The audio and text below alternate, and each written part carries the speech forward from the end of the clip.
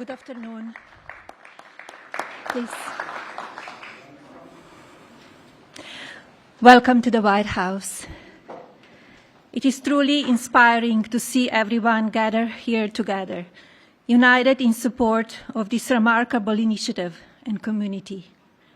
As I stand here and observe the audience, I recognize the vital importance of each one of you to this mission, to our future generations. In particular, I would like to thank the Cabinet Secretaries, Congress members, scholarship donors, and various organizations for their unending advocacy. A special thank you to my husband for his enduring commitment to fostering the future. The President has prioritized America's foster care children, and shortly he will sign our Fostering the Future Executive Order. Too many people from foster care community end up homeless, in danger on America's streets. It was 2021 when I developed the idea to establish an impactful platform with an important mission to provide individuals from the foster care community the ability to secure an entry-level job position and, in turn, financial independence. Fostering the Future, a Be Best initiative, provides individuals from the foster care community with technology-based scholarships to attend colleges and universities throughout America. Fostering the Future sets these individuals on their career paths, but more significantly, it equips each scholarship recipient with a fundamental foundation of knowledge that will endure throughout their lifetimes. Permanency for those who embody the fleeting. I applaud the American universities that have joined my mission, institutions like Vanderbilt University, University of Miami, and Villanova University. Following graduation, scholarship recipients from my program are prepared to enter the workforce and ultimately become leading executives. Predictably, they will manage thousands of employees and generate significant value for American communities through job creation, access to health care, food security, and other societal benefits. This executive order, Fostering the Future for American Children and Families, gives me tremendous pride. It is both empathetic and strategic. It will certainly be impactful. It aims to establish a comprehensive network connecting federal departments and agencies, private sector's businesses, higher learning institutions, and charitable organizations. This will create new educational and employment opportunities countrywide. Our faith-based organizations will continue playing a vital and consequential role. My hope, of course, is that this level of coordinated collaboration will sustain.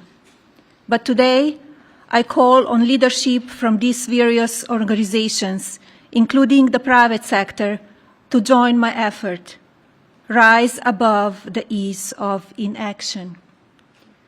I predict this small spark today will ignite a profound and lasting nationwide movement. Our united resolve will foster a thriving future filled with compassion and innovation. Together, we will illuminate the pathway for today's foster children to become tomorrow's builders. And tomorrow's builders will foster the future of America's legacy. Thank you.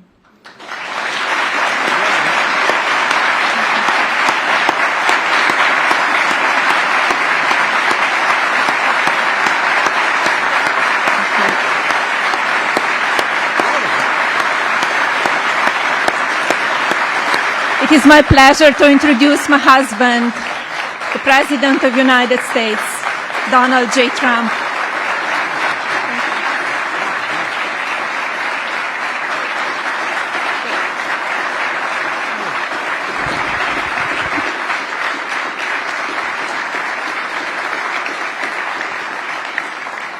I think it's very good, especially for someone that speaks 5 languages at least. I think that's pretty amazing. I couldn't do it. I couldn't do it. Yes, well, thank you, Melania. And our country is truly blessed to have this magnificent and very caring First Lady. They love her. Every time I get up and make a speech, they say, "We want our First Lady." I said, "What the hell? I'm not good enough? I'm not..." But thank you very much. Great job. And it's great the work you do in so many ways.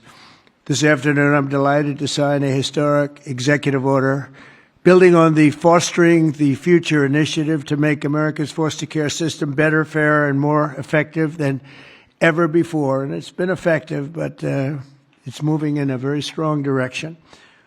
All of this has been made possible by Melania's incredible devotion to America's youth. Spends a lot of time on it and loves it, and along with our great Usha, you spend so much time, and what a combination. First Lady, Second Lady, what a combination. Thank you. They do a great job, the two of them. They're amazing women. I want to thank Vice President J.D. Vance and Usha. Thank you very much. Vice President, stand up, Vice President. And he did a big thing today. He's going to be on television tonight with the legendary Sean Hannity, so everybody has to watch. I'm sure CNN loves this advertisement, but he will be. I heard it was a great interview. And Secretary Scott Bessent. Scott, thank you very much. An extremely non-controversial Secretary, Robert F. Kennedy Jr. But he's right. And Scott Turner, thank you very much. Doing a great job at HELP. And thanks as well to Senator John Husted and Representatives Jason Smith, Darren LaHood, Zach Nunn, and David Schweikert. Thank you all for being here. Thank you, fellas. Great group. We're also joined by countless distinguished leaders in the child welfare advocacy, ministry, and charitable foundations, as well as so many wonderful young people who have experienced foster care and used their voices to champion needed reforms. And I want to thank everybody for being here. It's an amazing day at the White House. Thank you very much.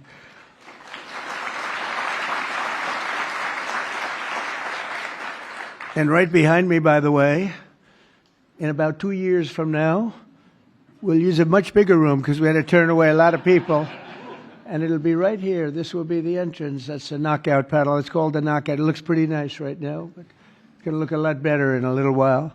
And we're going to go from this room into a room that seats a few more people, and it's going to be beautiful. But I just noticed I happen to be standing here, Peter, and I thought I might as well get you a shot right now, a nice, beautiful shot at the future entrance to something that's really become very popular, the ballroom. They've wanted it for 150 years, and they're getting it, and they're getting the best. It'll be the best anywhere in the world.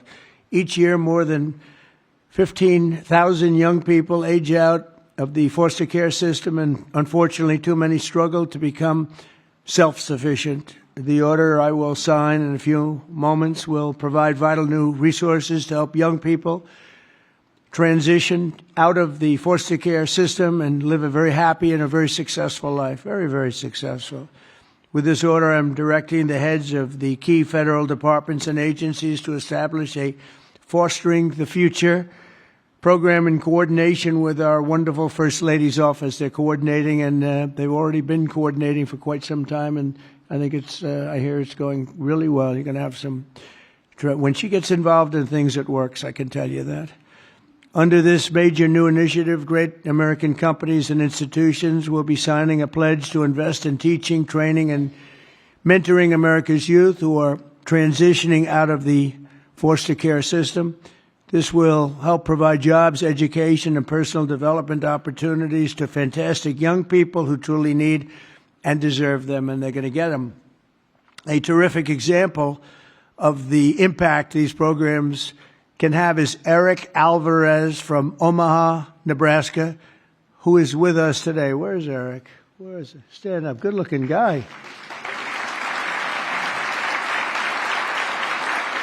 Good-looking guy. Eric and his siblings were placed in foster care for a year when he was 9. He entered the child welfare system again when he was 15, and today he credits a mentoring and mentorship and work experience program for foster youth with helping him to finish high school and start his adult life. And he did really well in high school, by the way, really a great student. But he starts life on the right foot, right? Wouldn't you say? I mean, I think you better say yes, otherwise I'm in big trouble. Otherwise, I'm all by myself up here, Eric. That would be good. I hear you're doing incredibly. Now, after graduating from the University of Nebraska and interning for Congressman Don Bacon, Eric is pursuing a master's degree at the George Washington University, and he is a cadet in the Air Force ROTC who will be commissioned as an officer upon graduation. And Eric, I just want to say, great job. You've really been outstanding, and I think that's probably why you were chosen out of so many people. You've done a fantastic job. Congratulations.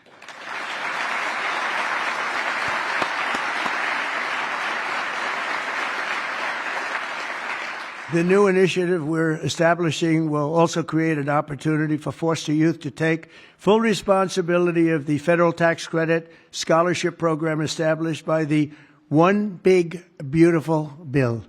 So many things, tax cuts and regulation cuts, so many things. The biggest ever passed in the history of our country. I call it the Great Big Beautiful Bill. I changed the name a little bit to make it even more sublime. But it is, there's so many things in there for everybody. We had a choice. We could have done it in 9 different bills or try for the one, and everybody said, no, let's do it in 9. It'll be easier. Actually, it wouldn't have gotten done. And JD and I and Scott and all of us got together and we said, let's give it a shot. And we got it passed. And it was an amazing thing, but it's going to help a lot of people. There's never been anything like it. As in one bill, there's never been anything close. And when you see what's going on with the Democrats, we're lucky we got it passed because we don't have to do anything. All we have to do is implement it now. And we'll be implementing it all over the place. If you think about it, no tax on tips, right? No tax on Social Security, all of the different things, no tax on overtime. You get deductions if you buy a car. You take an interest rate deduction, an interest deduction against your income tax. It's never happened. Nothing like this has really ever been approved to this extent. And so it is one great, big, beautiful bill. But using the tax credit will expand occupational training, education, and financial literacy programs for the foster youth and make it possible for more of them to attend the school of their choice. Choice is a great word for a lot of reasons, but it's a great thing with education. And we'll also create the new Fostering the Future online platform to help young people find the access and really get great housing, very, very important and beautiful housing, health care, and other resources available to foster youth and those transitioning out of foster care. And we think that's going to happen with many, many people, many more than you have right now. Under the Trump administration, we believe that every American child deserves a safe and loving home, and we're determined to support the amazing families who help make that happen. And we have some of those families in the room today, and I just want to thank you all for being in the White House. There is no place like this, and we want to thank you very much for being here. Great families. Thank you very much. Faith-based, thank you.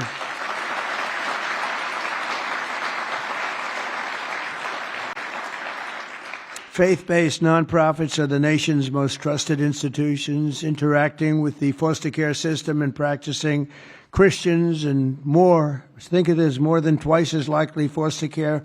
They'll adopt the general population. They adopt to it so easily. When they get out, they adopt to it just like it's becomes second nature. It's amazing. Yet radical left policies in states nationwide make it much harder, not easier, for those families to open up their homes. But we're working on that. We're dealing with the radical left. It's not easy, but we're winning, and we're winning big. That's why with the order that we're doing today, we're taking the ridiculous woke policies that discriminate against Christians and families of faith.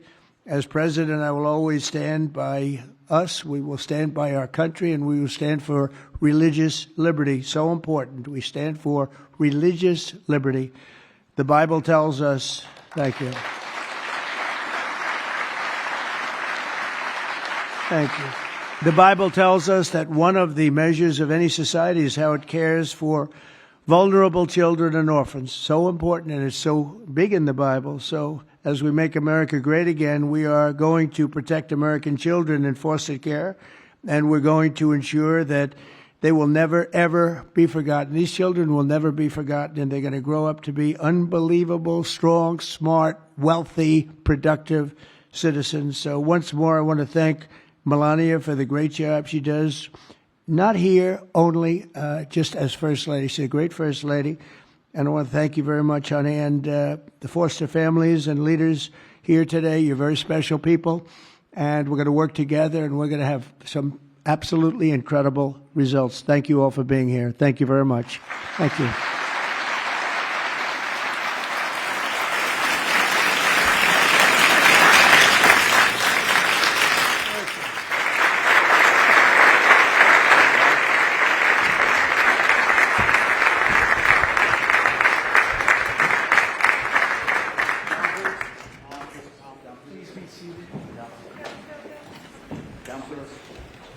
Are you ready, everybody?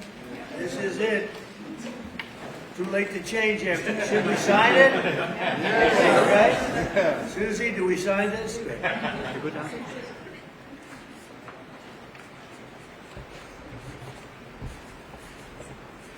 the First Lady to sign this. Okay.